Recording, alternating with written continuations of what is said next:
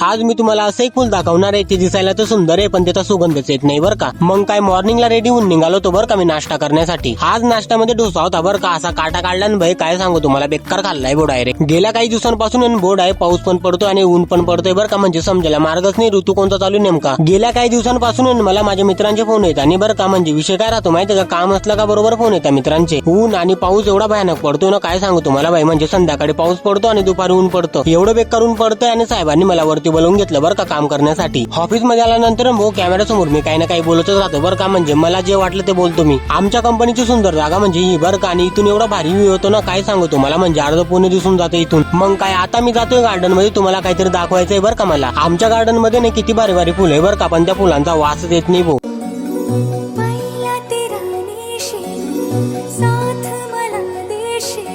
आता मारतोय मी कल्टी तिथपर्यंत घ्या फॉलो करून. आणि 2 महिन्यात आपल्याला 10K फॉलोअर कम्प्लीट करायचे बरं का. फॉलो करूनच घ्यायचं.